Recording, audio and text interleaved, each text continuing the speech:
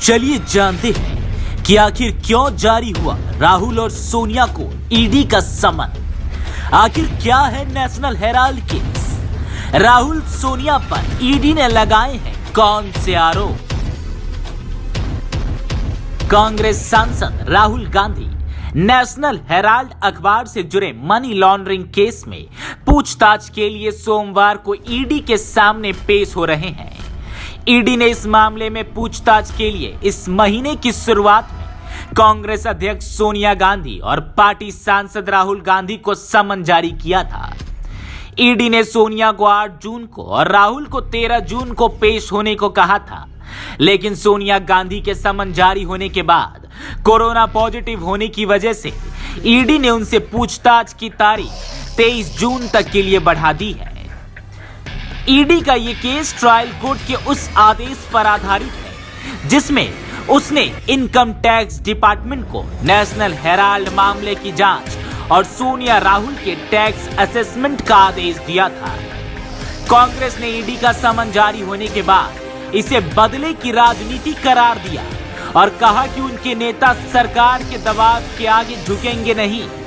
राहुल और सोनिया को पूछताछ के लिए समन जारी होने के विरोध में कांग्रेस नेताओं ने देश भर के ईडी कार्यालय के सामने विरोध प्रदर्शन करने का फैसला किया है।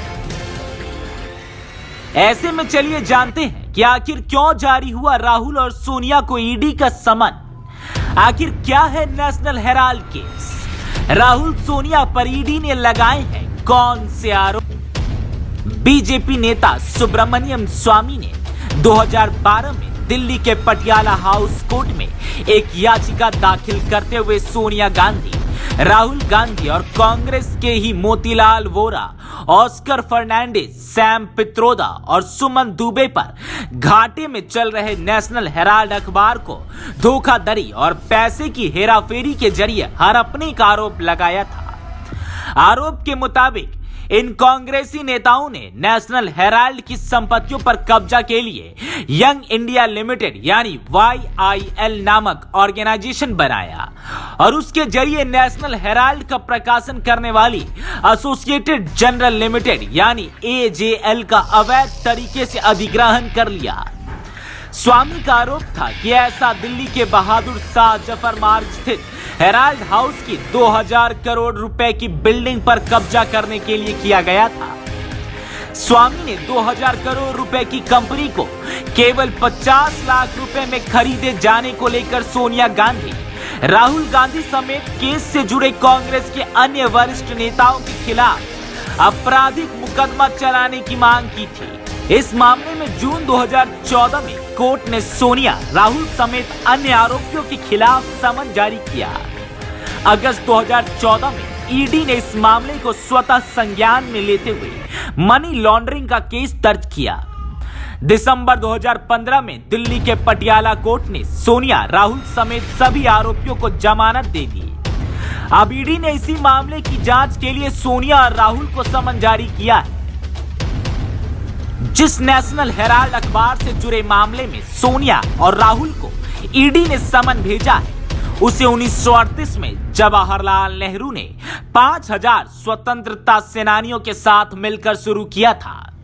इस अखबार का प्रकाशन एसोसिएटेड जर्नल लिमिटेड AJL द्वारा किया जाता था। आजादी के बाद यह अखबार कांग्रेस का मुख्य पत्र बन गया। AJL इस अखबार का प्रकाशन 3 भाषाओं में करता था। अंग्रेजी में नेशनल हेराल्ड के अलावा हिंदी में नवजीवन और उर्दू में कौमी आवाज।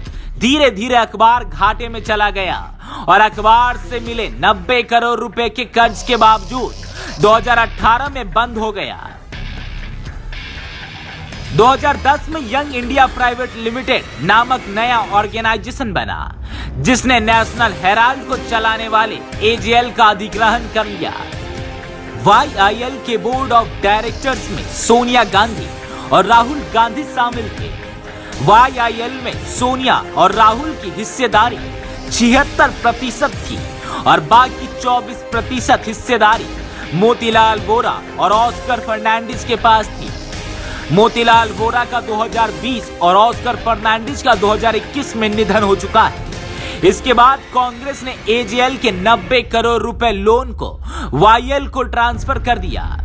कांग्रेस का लोन चुकाने के बदले में एजेएल ने यंग इंडिया को 9 करोड़ शेयर दिया। इन 9 करोड़ शेयरों के साथ यंग इंडिया को एजेएल के 99% शेयर हासिल हो गए। इसके बाद कांग्रेस ने एजेएल का 90 करोड़ का लोन माफ कर दिया। सुब्रमण्यम स्वामी ने इसी सौदे पर सवाल उठाते हुए केस फाइल किया था। बीजेपी नेता सुब्रमण्यम स्वामी का आरोप है कि कांग्रेस ने नेशनल हेराल्ड को चलाने वाले एजेएल से 90 करोड़ रुपए लोन की रिकवरी का अधिकार यंग इंडिया लिमिटेड को ट्रांसफर किया और यंग इंडिया लिमिटेड ने एजेएल की 2000 करोड़ रुपए की संपत्ति को कांग्रेस पार्टी को महज 50 लाख रुपए का भुगतान करते हुए अधिग्रहित कर ली।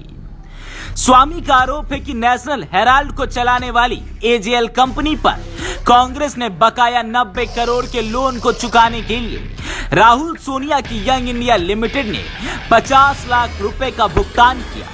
इसके बाद कांग्रेस ने एजेएल के बाकी बचे 89.50 करोड़ रुपए का लोन माफ कर दिया। स्वामी का आरोप है कि वाईएल को अपना लोन वसूलने के लिए नेशनल हेराल्ड की संपत्तियों को अधिग्रहित करने का अधिकार मिल गया, जिसमें दिल्ली की प्राइम लोकेशन पर स्थित उसकी बिल्डिंग भी शामिल है, जिसकी कीमत करीब 2000 करोड़ रुपए है। आरोप है कि 2010 में 5 लाख रुपए में बनी यंग इंडिया लिमिटेड की संपत्ति कुछ ही सालों में बढ़कर 800 करोड़ रुपए हो गई है। उधर इनकम टैक्स डिपार्टमेंट का कहना है कि यंग इंडिया लिमिटेड में राहुल गांधी को शेयरों से उन्हें 154 करोड़ रुपए की कमाई हुई। इनकम टैक्स डिपार्टमेंट पहले ही 2011 से 12 के लिए यंग इंडिया लिमिटेड को 249.15 करोड़ रुपए टैक्स भुगतान का नोटिस जारी कर चुका है। कांग्रेस का कहना है कि वाईएल को मुनाफा कमाने के बजाय चैरिटी के उद्देश्य से बनाया गया था। कांग्रेस का यह भी कहना है कि यंग इंडिया लिमिटेड द्वारा किया गया ट्रांजैक्शन फाइनेंशियल नहीं बल्कि कॉमर्शियल था। कांग्रेस के अभिषेक मनु सिंघवी का कहना है कि जब प्रॉपर्टी या कैश का कोई ट्रांसफर ही नहीं हुआ तो मनी लॉन्ड्रिंग का केस कैसे बन सकता है। सिंघवी का कहना है कि एजेएल जब घाटे में आ गया तो उसे बचाने के लिए कांग्रेस ने 90 करोड़ की आर्थिक सहायता दी। इससे एजेएल पर लोन हो गया। उसने इस लोन को इक्विटी में बदला और 90 करोड़ के लोन को नई कंपनी यंग इंडिया को ट्रांसफर कर दिया गया। लेकिन young India non for profit company है और इसके शेयर होल्डर्स और डायरेक्टर्स को कोई लाभांश नहीं दिया जा सकता है। सिंघवी का दावा है कि इसका मतलब है कि आप इस कंपनी से 1 रुपया नहीं ले सकते। सिंघवी का यह भी दावा है कि अब भी एजेएल के पास ही पहले की तरह नेशनल हेराल्ड की सभी प्रॉपर्टी और प्रिंटिंग और पब्लिशर बिजनेस पर अधिकार है। केवल एकमात्र बदलाव ये है कि एजेएल के शेयर यंग इंडियन के पास है, लेकिन यंग इंडियन इस पैसे का किसी भी तरह से इस्तेमाल नहीं कर सकती है। वह ना तो लाभांश दे सकती है और ना ही प्रॉफिट कमा सकती है।